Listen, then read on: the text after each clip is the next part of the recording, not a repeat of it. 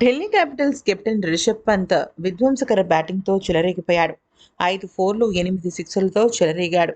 అయితే ఇక ఈ రోజు అంటే నిన్నటి మ్యాచ్లో గుజరాత్ అలాగే ఢిల్లీ జట్లు బుధవారం నాడు తలపడగా రిషబ్ పంత్ ఆకాశమే హద్దుగా చెలరేగిపోయాడు. ముఖ్యంగా మోహిత్ శర్మ వేసిన ఆఖరి ఓవర్లో తన ట్రేడ్ మార్క్ షాట్స్తో అలరించాడు. ఒక ఓవర్లో వరుసగా 2 వైడ్లు, 4 సిక్స్లు, ఒక 4 బాది 31 పరుగులు పిండుకున్నాడు. తొలి బంతికి క్విక్ డబుల్ తీసిన పంత్ లో ఫుల్ టాస్గా వచ్చిన రెండవ బంతిని లాంగ్ ఆన్ దిశగా సిక్సర్ బాదాడు. వైడ్ యార్కర్గా వేసిన మూడవ బంతిని డీప్ బ్యాక్వర్డ్ పాయింట్ దిశగా బౌండరీ కొట్టాడు. అయితే ఇక నాలుగవ బంతిని డీప్ బ్యాక్వర్డ్ స్క్వేర్ లెగ్ దిశగా, ఐదవ బంతిని లాంగ్ ఆన్లో, చివరి బంతిని డీప్ స్క్వేర్ లెగ్స్ దిశగా సిక్సర్ బాదాడు. దీంతో ఢిల్లీ క్యాపిటల్స్ 224 పరుగుల భారీ స్కోర్ చేసేసింది. ఒకే ఒక్క ఓవర్తో మ్యాచ్ స్వరూపమే మారిపోయింది.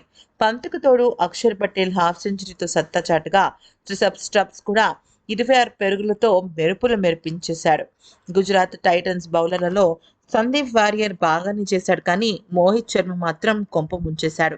రోడ్డు ప్రమాదం కారణంగా 16 నెలల పాటు ఆటకు దూరమైన రిషబ్ పంత్ ఈ టోర్నీతోనే మళ్లీ క్రికెట్ ఆడటం మొదలుపెట్టాడు.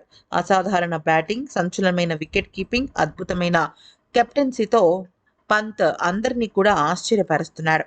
ఈ వీడియో కనుక నచ్చితే లైక్ చేసి సబ్స్క్రైబ్ చేసుకోండి.